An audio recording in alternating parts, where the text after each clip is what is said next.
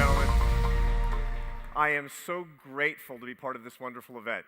On behalf of my friends and my colleagues at the American Enterprise Institute, to all of you who are part of this wonderful experiment, the Sutherland Institute, together we can make the country what it should be. This is our project together. Thank you to Governor and First Lady Herbert, to my old friends Sharon and Mike Lee. Thank you to all of you and the honorees who are here. I'm so honored to be among you tonight. Now, I want to talk to you tonight a little bit about the secret to how the Sutherland Institute, this great institution that you support wisely, what's the secret to the way they do their work? And the answer is, the Sutherland Institute identifies big problems that people don't know how to solve, and it rejects the conventional solutions, and it looks for a new way of thinking. Now, you all know that that's the way to solve old problems, to reject the conventional wisdom and find new ways of thinking. You've done this many times in your lives, whether you run a business or whether you simply are trying to manage your family. It happens to me all the time. I'll give you an example. I have 3 kids, and my middle son, his name is Carlos. Carlos is pretty grown up now. He's a farmer in Idaho, as a matter of fact. But several years ago, when he was in high school, we were enduring my wife Esther and I, we were enduring a particularly taxing parent-teacher conference. It was a grades problem. Some of you have had this experience with your kids. It was an old problem, an ongoing problem. And we were sitting in the parent-teacher conference and we were hearing he's not living up to his potential, what this might lead to. It was very stressful and it was very tense. And we came out and we got in the car and we weren't talking because we didn't know what to do because the old solutions weren't working. And my wife Esther, she finally said, you know, we have to think about this problem in a new way. And I said, I'm all ears, sweetheart. She said, at least we know he's not cheating.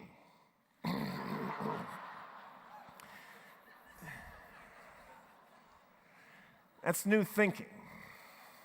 And that spirit, I want to take up a big problem in our country tonight that you've been hearing about from speaker after speaker.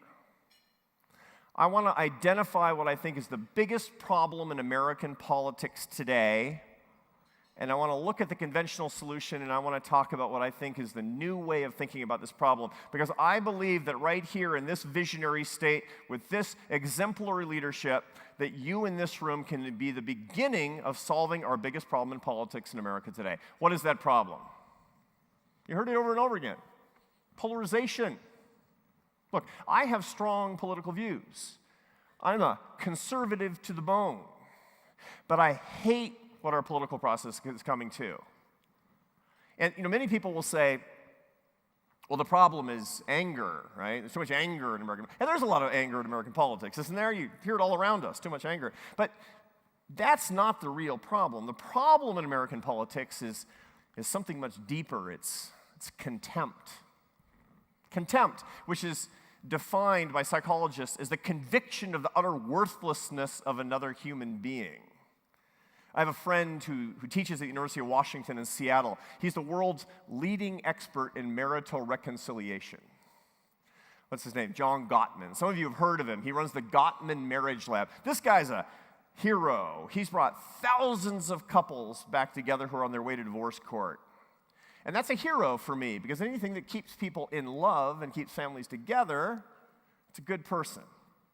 I asked him, what is the biggest predictor of divorce? He went one better on me. He said that he can look at a couple that's quarreling on a video and turn the sound down to 0, and within 5 seconds can predict that that couple will be divorced within 5 years with 97% accuracy. You want to know what he's looking for, don't you? Because you don't do that. Eye rolling. That's what he's looking for. Eye rolling. Right now, I have teenage kids, so I see a lot of eye rolling, right? They roll their eyes so hard they almost fall backwards in their chairs, right? The problem is when somebody owes you respect, somebody who's supposed to give you love gives you contempt instead. Contempt is expressed also in sarcasm and mockery in derisive comments with disdain. It's not a mark of anything except dismissiveness and even hatred. That's what we see. That's how we treat each other. That's the love killer in marriage, and that's the polarization engine in American politics today. It is, my friends, the enemy of unity. And that's what we have to figure out a way to defeat. That's why I'm here tonight. That's why I'm honored to be here tonight, is to talk about that foe that we can fight together. Okay, now what's the conventional solution to that?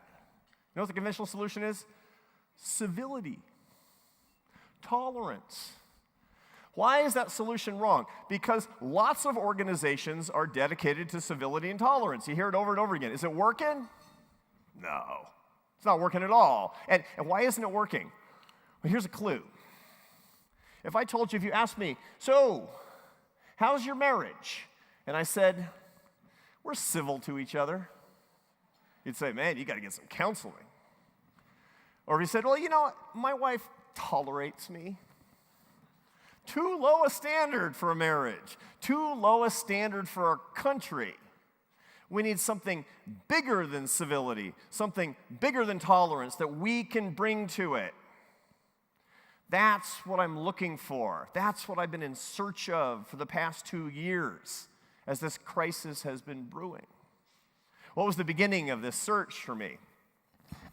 It actually started a little bit before the last presidential election, actually a little bit before even the primaries. Now, I have this best job in the world. I do what I'm doing right now. I get to do it all the time. I give 175 speeches a year. Also, because I run a nonprofit like the Sutherland Institute, funded entirely in philanthropy, I have to raise $50 million a year. Okay? So raising $50 million a year and giving 175 speeches, I'm like Mike Lee, but I never get elected. Right? Which Mike is thinking, that's like the best part of my job, not getting elected, right? So before the primaries started, I was giving it, and I talk to all sorts of audiences. You know, I'm on very left-wing college campuses sometimes, and business groups that are right up the middle, and sometimes I do conservative activist groups, which I really like as a conservative because that's home field turf for me.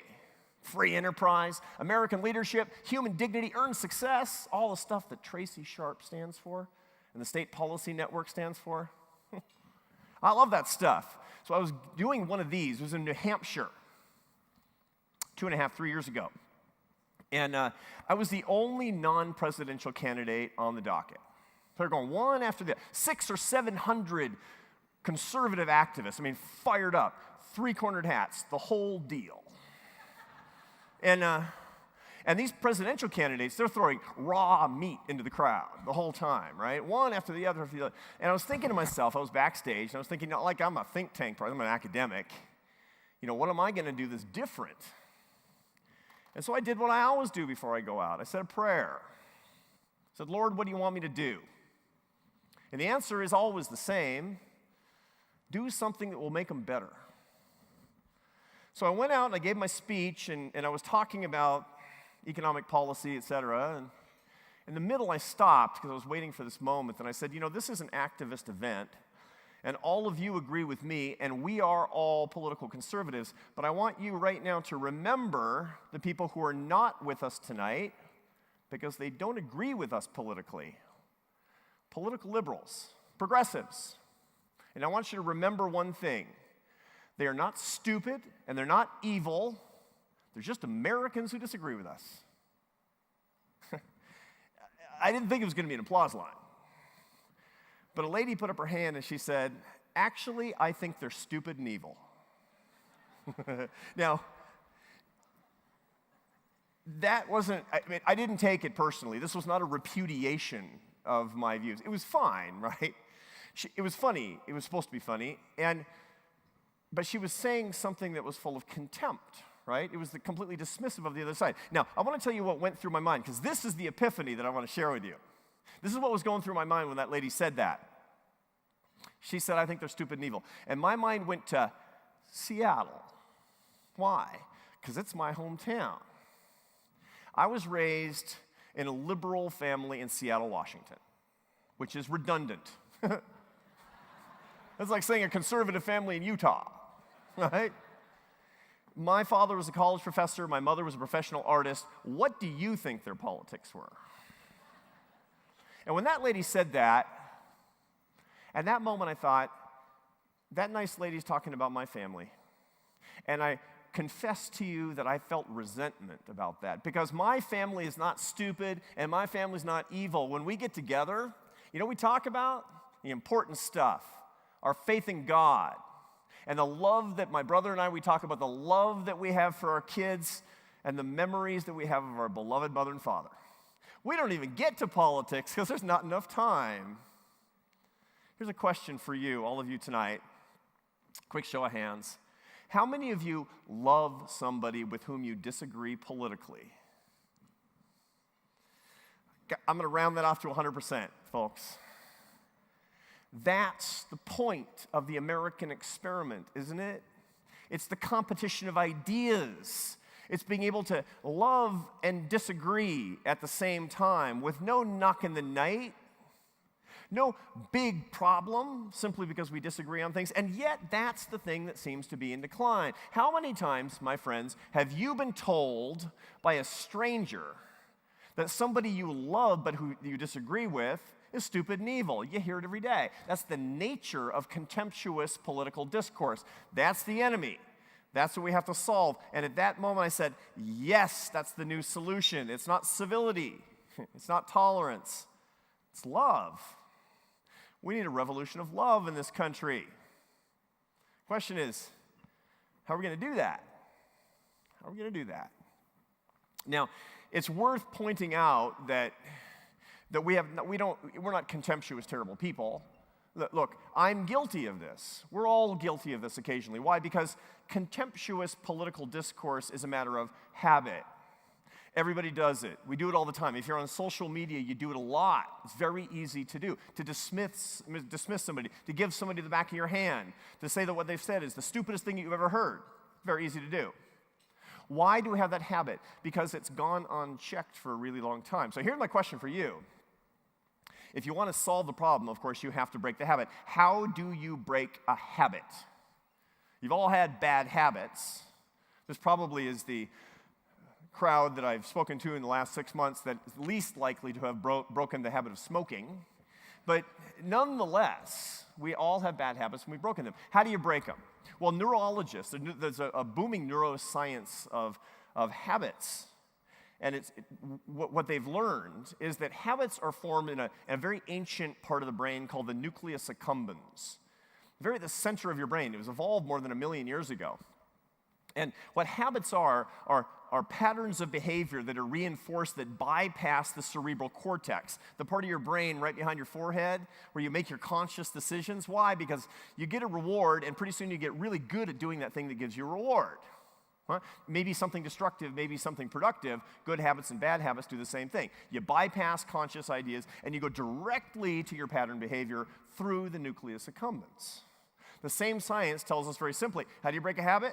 Don't just stop doing something. You put something else in its place. That's how you break a habit. Okay, so people who are trying to give up smoking, what do? Every time they want to have a cigarette, they get up and they walk around the block.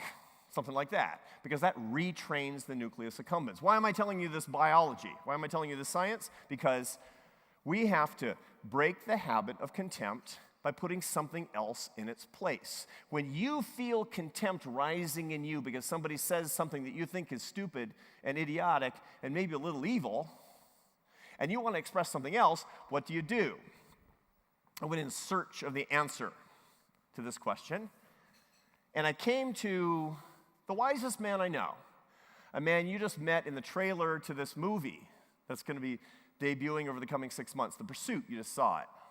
That man appeared in the end of that trailer. It is His Holiness, the Dalai Lama. This is the most surprising friendship, probably, is that I write and work with His Holiness, the Dalai Lama. He calls himself a Marxist. I am not a Marxist, as you may imagine. And yet, I know, it's a say no to Marxism. Suddenly it's an applause line. It's great. If only America agreed. So the Dalai Lama and I were working on the film that you just made, and I was thinking about this problem, about contempt, about what do we do when we feel it, when we disagree with somebody. I said, Your Holiness, what should I do when I feel contempt? This is the most respected religious leader in the world. This is a holy man, 83 years old. It's funny, I'm a Catholic, and I'm coming to a majority Church of Jesus Christ of Latter-day Saints audience, and I'm talking about Buddhism. Weird, you never know. And I said, Your Holiness, what do I do when I feel contempt? And he said, practice warm-heartedness. And I said, you got anything else? Because that sounds weak to me, warm-heartedness in the face of something strong like contempt. That doesn't sound very persuasive. But then I thought for a second, some of you know a little bit about the Dalai Lama. If you don't, he's the leader of the Tibetan people. He was exiled in the 1950s by the communist Chinese when they overran Tibet. They kicked him out. He led his people into exile who were pacifists and poor. The entire nation of Tibet is 6 million people in a country at that time of 900 million people. He was kicked out to be forgotten, to disappear. And he became, over the next 60 years, the world's most respected religious leader. How did he do it? That's what I asked him. How did you do it? He said, it's very simple. I start every day by praying for the Chinese leaders. And praying for the Chinese leaders? What, they'll give you back your homeland? No. So I pray that they'll have happy lives and they'll have happy families. See, praying for your enemies, loving your enemies. Matthew 5:44, right, folks? These are the Beatitudes. I was reminded of that by a Buddhist. Amazing. And so he said, and at that moment I realized, I thought that warm-heartedness is weak. No. You know what's weak? Contempt. Because that's when you're reacting the way that somebody treats you. Warm-heartedness is for strong people. Love is for strong people. Kindness, compassion in the face of contempt, that's for strong people. That's an opportunity for us to be our best selves. So then the real question is, Your Holiness, how? How? That's the really tricky part. He gave me a very practical piece of advice I want to give you. He said, remember a time when you accidentally answered contempt with warm-heartedness, and remember the feeling that it gave you, and remember that every time you get into a political discussion. So I went back to my little room. This is in Dharamsala in the Himalayan foothills, and I prayed about it. I said, Lord, tell me, make me remember. And I did, and I want to tell you, because I want you to remember your experience, so I'm going to tell you mine. In 2006, before I came to the American Enterprise Institute, I was still a professor at Syracuse University. And I had just I'd written a bunch of books, but nobody ever read them because they were hopelessly boring. And I had a happy life because being a college professor was the best job in the world. I was beavering away in professorial obscurity, writing my papers and teaching my students. And I happened to write a book on charitable giving called Who Really Cares? About who gives to charity and who doesn't, right? And it just happened that the president said something about that subject, and it became kind of like a news item, and I became the expert on charitable giving. Weirdly, it happens to college professors sometimes where your career takes off, and my boring mathematical treatise started selling hundreds of copies a day, and my life changed forever. Now, I was not accustomed to going on the radio. I hadn't done very much public speaking. I hadn't gone on TV. And here's the weirdest part. I started hearing from total strangers, because when you have a book on the bestseller list, people reach out to you and tell you intimate details of their lives. Like, let me tell you about my grandma. Like, I don't know you. And people would reach out if they don't like you and tell you all the reasons you're wrong and bad. Okay, so 2 weeks after the book comes out, I get an email from a guy, out of the blue. I was getting 100 a day. An email from a guy who starts off like this: Dear Professor Brooks, you are a right-wing fraud, which is not very promising. But I kept reading, and the next thing I noticed is this email is 5,000 words long. It's going to take me 20 minutes to get through this email, but I'm game. And I keep reading. I noticed that this guy is refuting every single fact in my book, every piece of data, every data set, in vitriolic detail. Things like, the columns in table 3.1 are reversed, you moron. Stuff like that. And you know what was going through my head as I read his whole email? You know what was going through my head? He read my book. I was filled with gratitude. Why? Because nobody ever read my books before. So I thought to myself, I'm going to tell him. And so, because I got nothing to lose, I don't know the guy. So I wrote back to him and said, "You're so-and-so. I know you hate my book and think I'm a stooge and I'm evil. But I got to tell you, it took me 2 years to write that thing, and I put my whole heart into it, and you read every word. I'm so grateful to you for that. Thank you. Send." Yeah.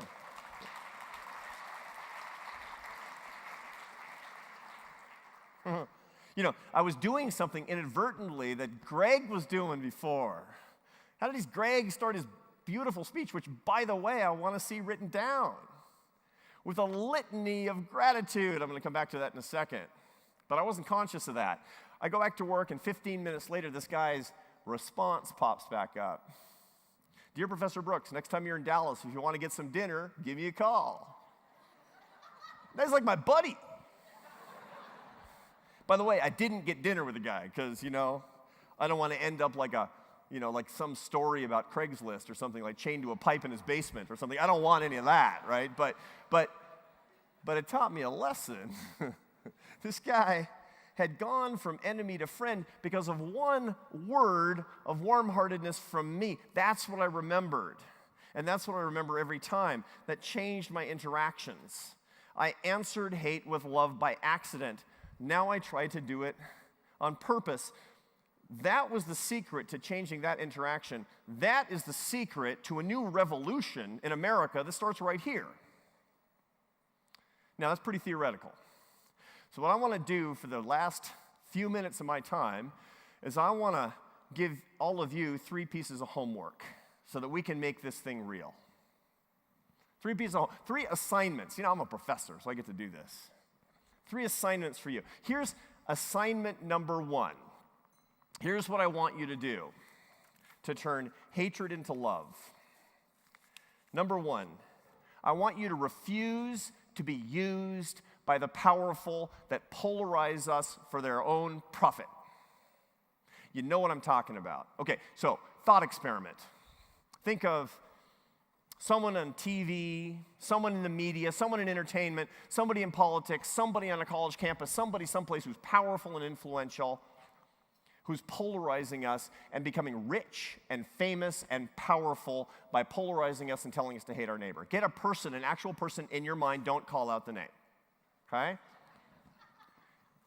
That person in your mind, that's not right. Why isn't that right? Because that's a person I bet you already disagree with, and therefore that person is not using you, is not manipulating you. Here's your real assignment.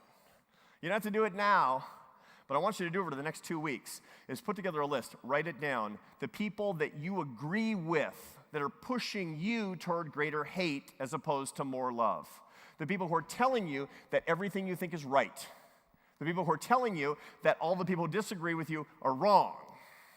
Write down the list. And here's the end part of that assignment. Turn them off. Because you deserve to be independent, and America needs you to be independent. That's assignment number 1.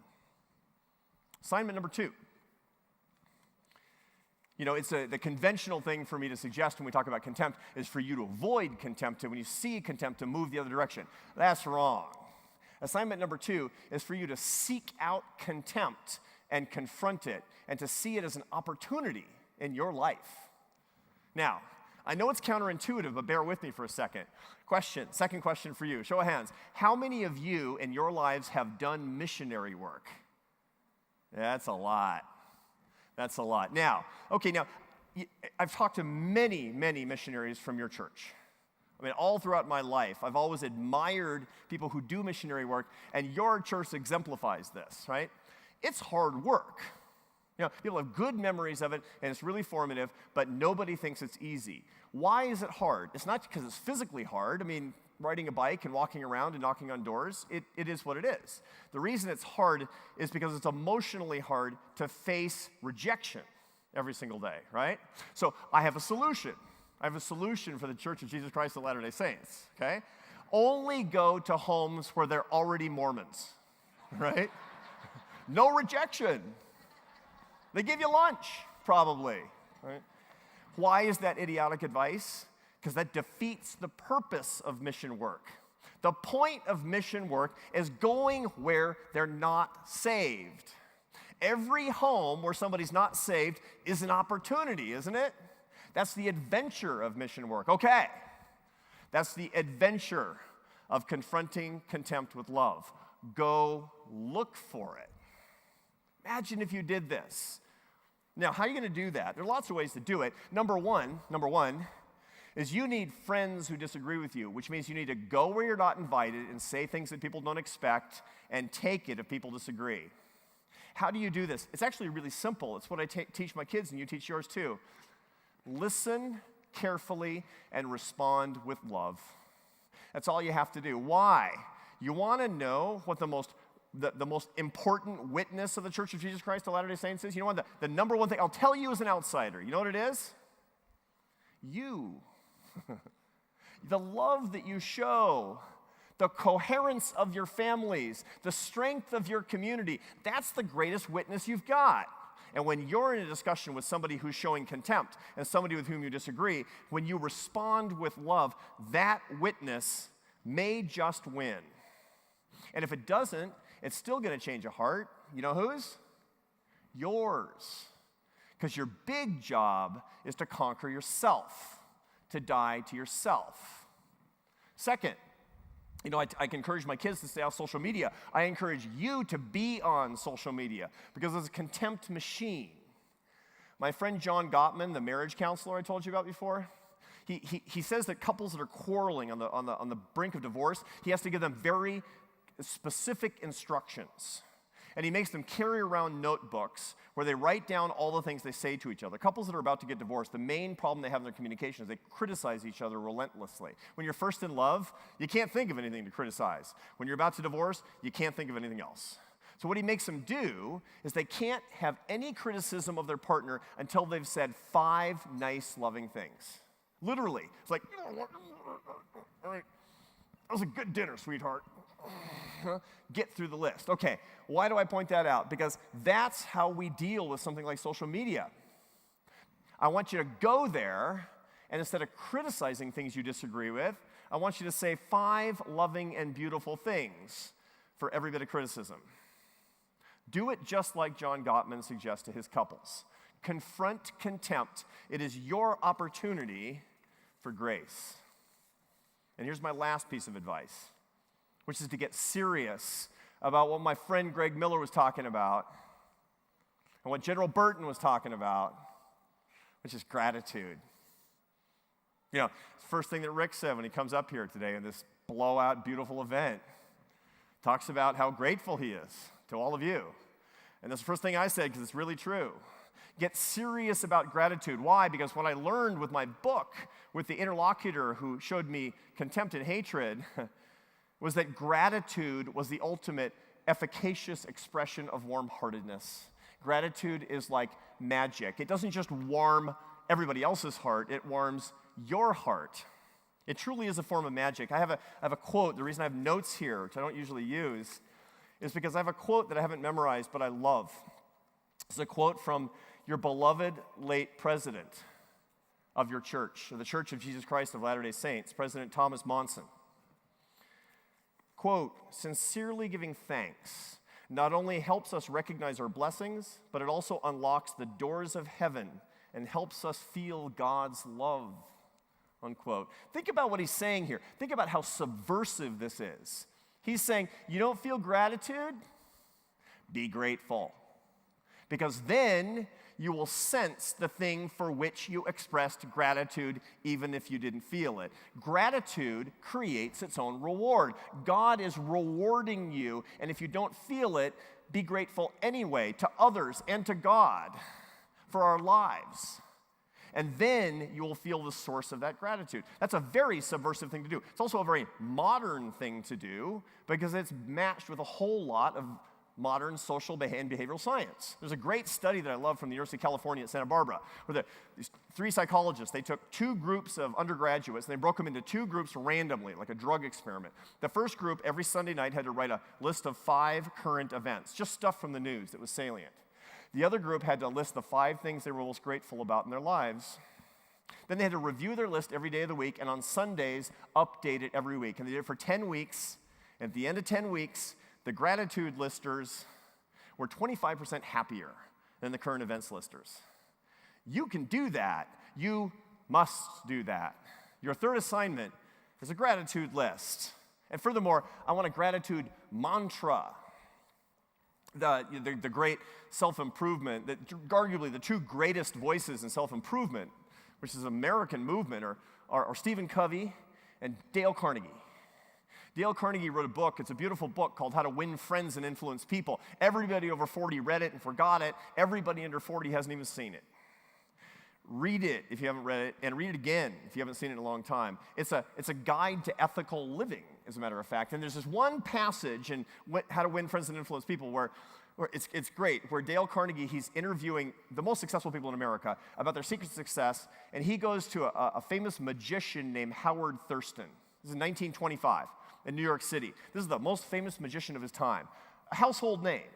And he wants to see why the guy is so famous. Goes to his show in New York, and it's very conventional, rabbits out of hats and card tricks. It turns out the secret of this guy's success is that he loves his audience. He's laughing along with them. He's amazed at his own tricks. So later, Dale Carnegie goes back to his dressing room and says, Mr. Thurston, I understand the secret to your success. How do you do that after doing 8 shows a week for 40 years? How do you do it? And Howard Thurston said this. He said, it's actually quite simple. Every night before I go out on stage, I say the same thing to myself. I am very grateful because these people come to see me. They make it possible for me to make my living in a very agreeable way. I'm going to give them the very best that I can. Then before he went on stage, before he saw those footlights, you know what he would say? I love my audience. I love my audience. Had such a big impression on me. You know what I said tonight before I came out here? And it's true, I do love you. And I know you love each other. And America needs to see that love that's based in gratitude. And in doing that, you don't have to go back one iota on your politics.